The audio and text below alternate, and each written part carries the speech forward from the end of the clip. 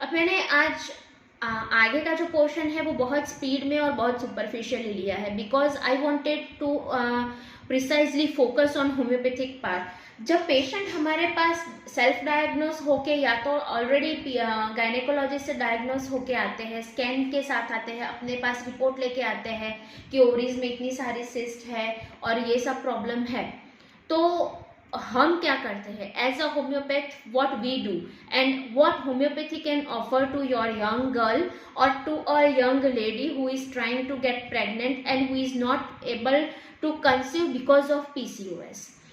तो सबसे पहला फोकस जो होता है हमारा वो ये है कि homeopathy treats a person in a disease, not a disease in a person. Again I repeat, homeopathy इंसान को ट्रीट करती है कि जो किसी एक डिजीज में फंसा हुआ है, ना कि डिजीज को। We do not treat only PCOS, we treat person as a whole. अब वो कैसे?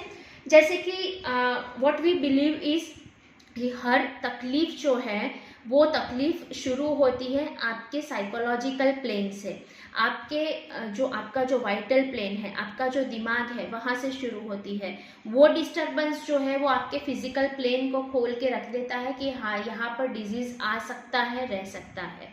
और जब पीसीओएस वाली बच्चियाँ हमारे पास आती है तो सबसे पहला काम हम करते हैं, जब उनके साथ बात करते हैं तो वो ओपन अप हो सके हमारे साथ। तो केस टेकिंग, जब उनका कंसल्टेशन चल रहा है तो उसके दौरान बच्चियां हमें बताती है कि सबसे बड़ी चीज़ क्या होती है। उनको ऐसा लगता है कि ये बढ़ती हुई बॉडी, लोग मेरे बारे में क्या सोचेंगे, दुनिया मेरे बारे में क्या सोचेंगी, रिलेटिव्स क्या सोचेंगे, मम्मी डांटती रहती है, फ्रेंड्स डांटते रहते हैं, तेरा बॉडी देख। यंग बच्चियां हैं तो उनको ऐसा है कि क्लासमेट्स, बॉयज़ क्या सोचेंगे मेरे बारे में। तो ये फियर है जो उनके अंदर घर कर गया है, fear of their image, low self esteem, I am not good enough, I am not good enough in look, in beauty. तो ये जो I am not good enough वाली नेगेटिव फीलिंग है, वो नेगेटिव फीलिंग पूरा उनके फिजिकल प्लेन पर reflect होती है। और ये जो फीलिंग है ये उनको फिर स्ट्रेस लाती है, स्लीपलेसनेस लाती है। ये स्लीपलेस पैटर्न जो है वो अगेन वो हार्मोनल डिस्टरबेंस को बढ़ावा देती है। तो वो फ्यूल है, वो बार बार बार बार बार बार फिर होता ही रहेगा एंड अल्टीमेटली ये पूरा साइकिल है जो चलता ही रहता है।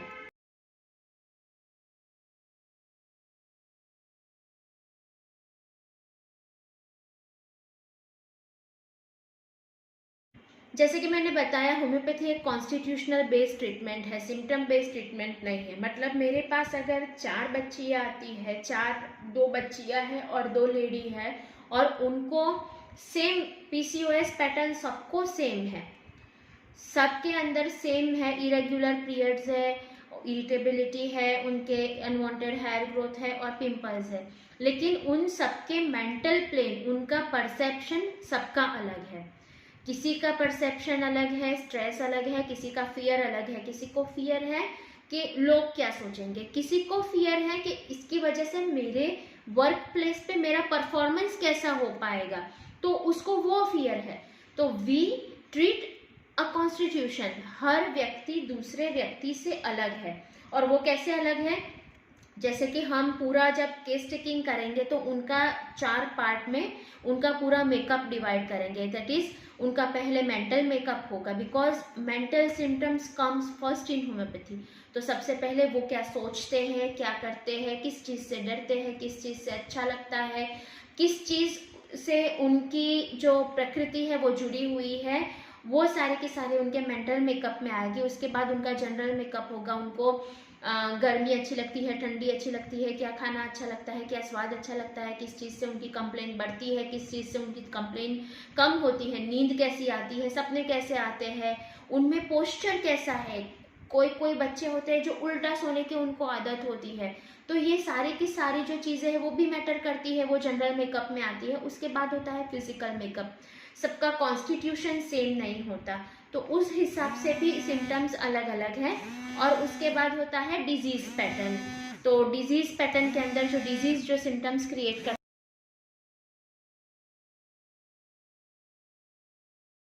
अब डाइट की टिप्स बहुत शॉर्ट में, सबसे पहले ऑर्गेनिक चीज़ें खानी है। नंबर 1 ग्रीन लीफी वेजिटेबल्स बहुत खाने हैं। नंबर 2 आपको अनसेचुरेटेड सेचुरेटेड फैट जो नेचुरल है वो लेना है। देसी घी लेना है, कोकोनट ऑयल लेना है, सीसमी ऑयल लेना है, तिल का तेल जिसको बोलते हैं वो। बच्चियों को ब्रेकफास्ट में आप ऐसी चीज़ें दीजिए जिससे प्रोटीन ज़्यादा बने और ऐसी चीज़ें जिससे कार्ब कम मिले, जिसका ग्लाइसेमिक इंडेक्स कम हो।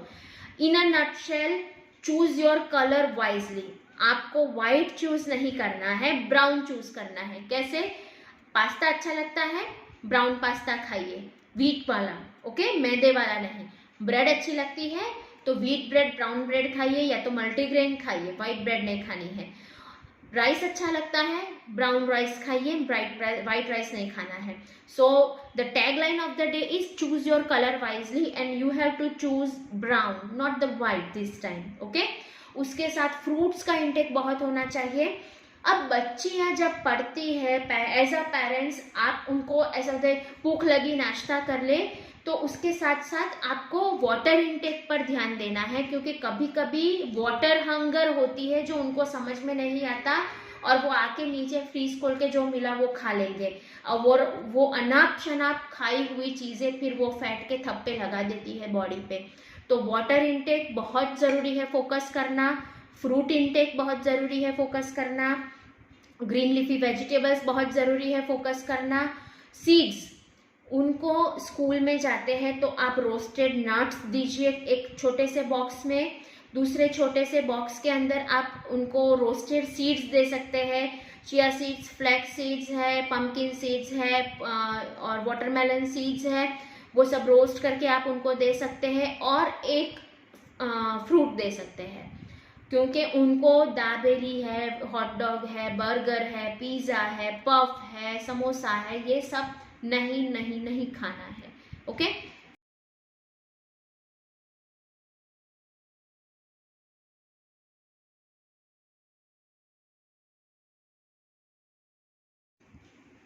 अब अवॉइड क्या करना है? Number 1 all kind of soft drinks, ना कोक, ना मिरिंडा, ना माजा, कुछ भी नहीं। हाई ग्लाइसेमिक इंडेक्स वाली सारी की सारी चीज़ें अवॉइड करनी है। अल्कोहल अवॉइड करना है, कैफीन अवॉइड करना है, फास्ट फूड अवॉइड करना है, मैदा अवॉइड करना है, रिफाइंड ऑयल वाली चीज़ें, तली हुई डीप फ्राई चीज़ें अवॉइड करनी है, फ्रोजन चीज़ें अवॉइड करनी है, पैकेट वाली चीज़ें, processed food and packed foods, मतलब ये जो 5 रुपए 10 रुपए के पैकेट्स लेके खाते हैं वो तक अवॉइड करने हैं। हर चीज़ घर की ही खानी है, बाहर की चीज़ें कम से कम आपको खानी है। अर्ली मॉर्निंग एक टिप है उसके लिए कि आप मोरिंगा के जो पत्ते, जिसको हम ड्रमस्टिक बोलते हैं, तो उसके जो पत्ते हैं उनको उबाल के उनका जूस बना के अर्ली मॉर्निंग आप ले सकते हो। सोक्ड मेथी का जो जूस है वो ले सकते हो। Apple cider vinegar early morning, empty stomach in a glass of water, it also helps. Again green tea, herbal tea, आप कॉफ़ी को, वन मोर थिंग, बच्चों में, हमारे यंग बच्चियों में कॉफ़ी कल्चर आजकल बहुत बढ़ गया है और ये कॉफ़ी उनको बहुत नुकसान कर सकती है। आप चाहिए हैंग आउट कीजिए, दैट्स ओके, लेकिन चेंज अ चॉइस, कॉफ़ी नहीं, आप हर्बल पे जंप कीजिए। ग्रीन टी है, हर्बल टी है, लेमन टी है, सिनेमन टी है, टर्मरिक टी है। तो try to give your body certain things के जो आपके हॉर्मोन्स को रेगुलर करे, जो आपकी बॉडी को रेगुलर करे और जो आपकी पूरी सिस्टम को रेगुलर करे।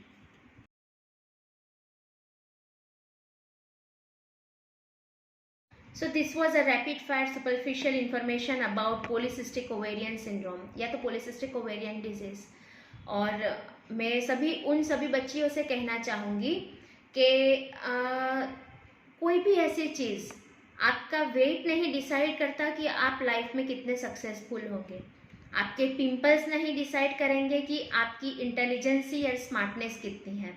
या तो आपकी आवाज़ डिसाइड नहीं करेगी, आपकी फैट डिसाइड नहीं करेगी कि आपको कितनी बड़ी जॉब मिलने वाली है। So your body, your mind, your appearance, ये सारी की सारी चीज़ें आपके इंटेलिजेंस के सामने कुछ नहीं है। So stop feeling ashamed of your body, stop feeling low, stop feeling under confident. The world is because of you. You are not because of this world and you don't need any approval of this society. तो उन बच्चियों से, सभी से, कि एक slogan है कि लहरों से डरकर नौका पार नहीं होती, कोशिश करने वालों की हार नहीं होती. So try to get up, try to start exercise. एक सूर्य नमस्कार से शुरू कीजिए, 10 तक पहुंच जाइए. थोड़े चलिए, थोड़े कूदिए, थोड़े घूमिए, थोड़े फिरिए. एक गोल सेट करिए. 5 kg वेट लॉस होगा, अपने आप हॉर्मोन्स थोड़े थोड़े रेगुलर हो जाएंगे. थोड़ा डाइट पे ध्यान दे दीजिए. कोई चीज़ ऐसी नहीं है जो आपसे ना हो. And we are here as a homeopath, we are here to help you. You can come to us any time. Thank you.